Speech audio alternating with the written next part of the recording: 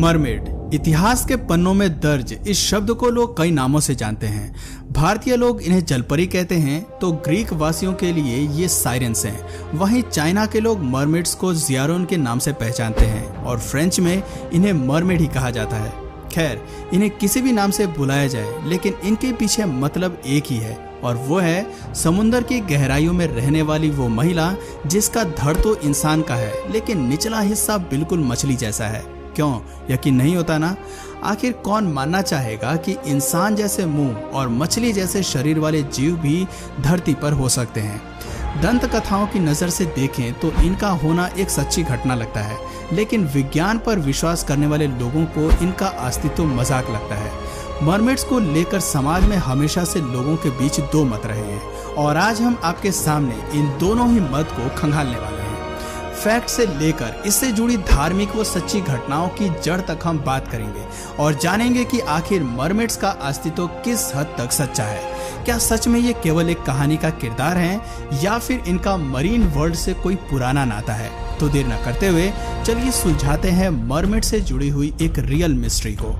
Mermaid का जिक्र हमें केवल किस्से कहानियों से ही नहीं मिलता, बल्कि समय समय पर ट्रैवल करने वाले लोगों ने भी इसके देखे जाने का जिक्र किया है। शुरुआत करते हैं 9 जनवरी 1493 की उस घटना से जिसका जिक्र क्रिस्टोफर कोलंबस ने अपने जर्नल में किया था।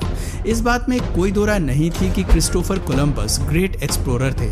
अपनी यात्रा के दौरान हुई हर हरकत को वो डायरी में लिखते थे। उनकी इसी जर्नल से उन्होंने दावा किया था कि डोमिनिकन रिपब्लिक से निकलते हुए उनकी नजर कुछ बेहद ही अनोखे क्रिएचर्स पर पड़ी थी।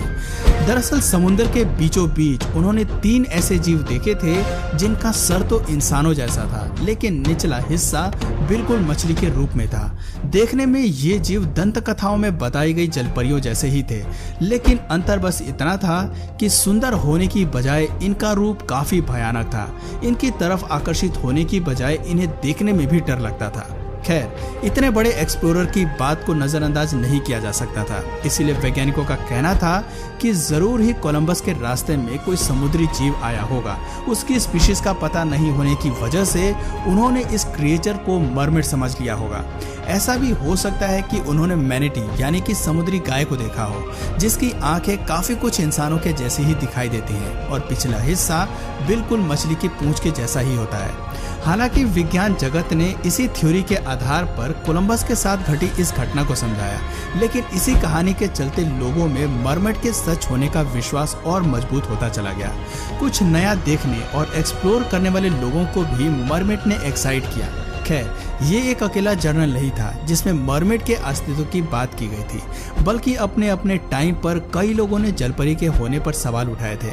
वर्ल्ड वॉर 2 के दौरान भी एक कहानी सुनने में आई थी जब जापान के कई सिपाहियों ने इस बात का दावा किया था कि उन्होंने इंडोनेशिया के काई आइलैंड के तट पर एक नहीं बल्कि कई मरमेड्स को देखा था। पहली नजर में उनके लिए भी विश्वास करना मुश्किल था, लेकिन वहां मौजूद सभी जीवों का सर इंसानों जैसा था। उनके सर पर स्पाइक्स थे, साथ ही साथ लंबे पंखों के साथ उनके शरीर का पिछला हिस्सा बिल्कुल मछली के पूंछ जैसा ही था। हैरानी की बात है कि ये जीव पानी में तैर रही थी। स्थानीय लोगों का कहना था कि इस तरह जलपरियों का दिखना आम था और कई बार वो इसी तरह से पानी में घूमती हुई देखी जाती थी। जलपरियों का किस्सा केवल बाहरी देशों तक ही सीमित नहीं था, बल्कि भारत के धार्मिक किताबों कहानियों में भी हमें इनका जिक्र मिलता है। खैर, यहाँ के लोगों में मरमेड को लेकर दिलचस्पी तब बढ़ गई जब साल 2005 में आई सुनामी के बाद उन्हें इसके अस्तित्व के ठोस सबूत मिले। दरअसल चेन्नई के मरीन बीच पर सुनामी की लहरों में बहुत कुछ बहकर आया, जिसके चलते विज्ञान को सुनने वाले लोग भी इसके अस्तित्व को नकार नहीं सके। हैरानी की बात थी कि चेन्नई के मरीन बीच पर सुनामी के बाद लोगों को मरी हुई जलपरी मिली। हालांकि ये आकार में छोटी थी, लेकिन इसके पास एक सर था और पिछला हिस्सा बिल्कुल मछली से मेल खाता था। इस जलपरी को जल्दी ही एक्सपर्ट्स ने प्रिजर्व किया और इसे एग्मोर म्यूजियम में रख दिया। ये असल में सच्ची घटना थी या झूठी थी, इस बात पर कोई भी रिसर्च डेटा नहीं मिलता। भारत की इस घटना के बाद इजराइल और जिम्बाब्वे में भी इन्हें देखे जाने की खबरें सामने आई। जिम्बाब्वे में कुछ लोगों ने तो ये तक कह डाला कि मरमेड ने उन्हें दूर से ही भगाने की कोशिश की। ये सभी खबरें सबूत थी कि मरमेड का कॉन्सेप्ट नया नहीं था, लोग इसके बारे में पहले से ही जानते थे। इस तरह इनका मिलना सबके लिए सरप्राइजिंग था।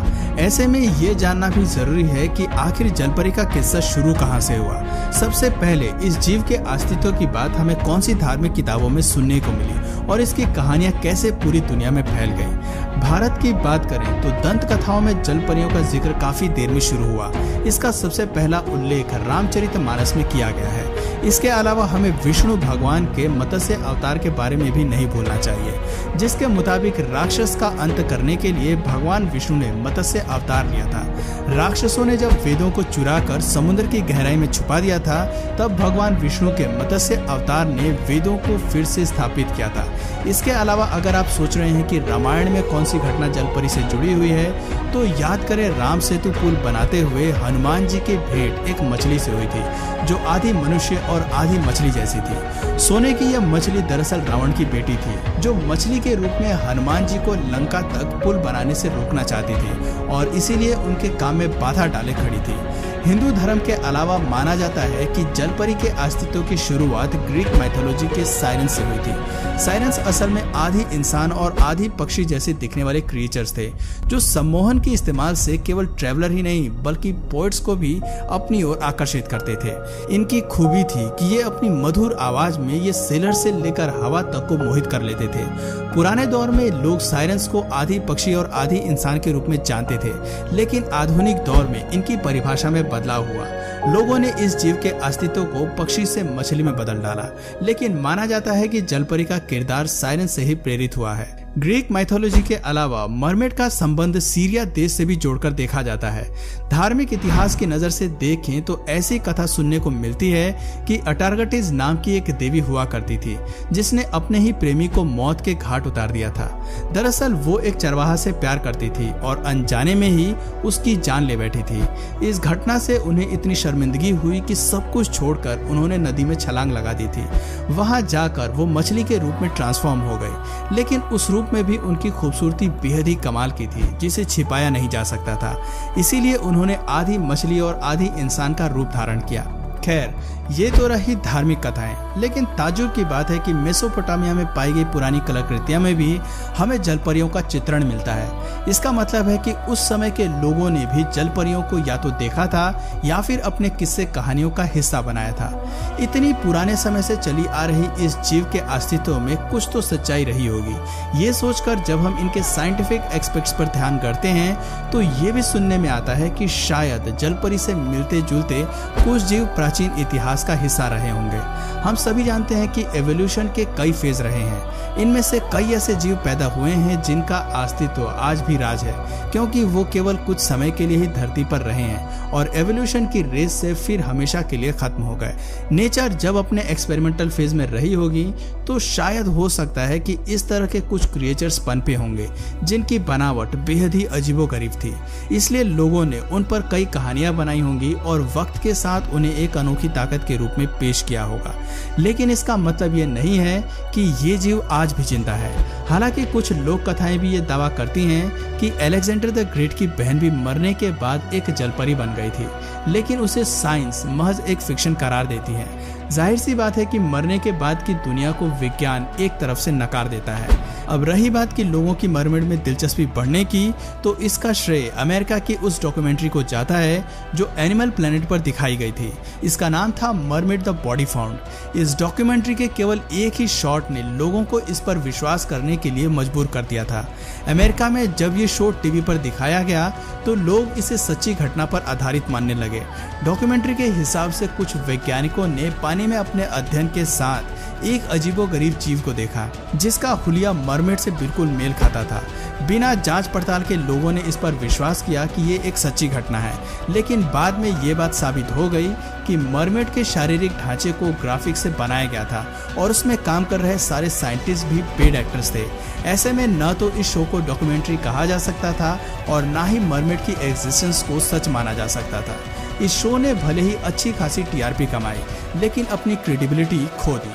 धार्मिक, वैज्ञानिक और सच्ची घटनाओं को जानने के बाद एक बात तो साफ होती है कि सही तरह से ना तो मरमेड पर रिसर्च की गई है और ना ही इस जीव के एग्जिस्टेंस पर विश्वास किया जा सकता है। हालांकि आज ये जीव जिंदा नहीं है, लेकिन ऐसा भी हो सकता है कि पुराने समय में इस तरह के जीव मरीन लाइफ का हिस्सा रहे हों। इसमें सच कितना है और मिलावट कितनी है ये कोई नहीं जानता। दोस्तों, आपको क्या लगता है, क्या सच में जलपरियां कभी हुआ करती थी या होती हैं? अपनी राय कमेंट करके जरूर बताइए। और अगर इस वीडियो से आपको कुछ नया जानने या सीखने को मिला या फिर इंटरेस्टिंग लगा तो प्लीज इस वीडियो को एक लाइक करके अपने फ्रेंड्स और फैमिली में से जरूर शेयर करें। और यदि आप इस चैनल पर नए हैं तो प्लीज इस चैनल को सब्सक्राइब करके बेल नोटिफिकेशन आइकन को ऑन कर लीजिए ताकि हमारे आने वाले वीडियोस आप मिस ना करें। मिलते हैं फिर किसी वीडियो में नए टॉपिक के साथ, तब तक के लिए नमस्कार।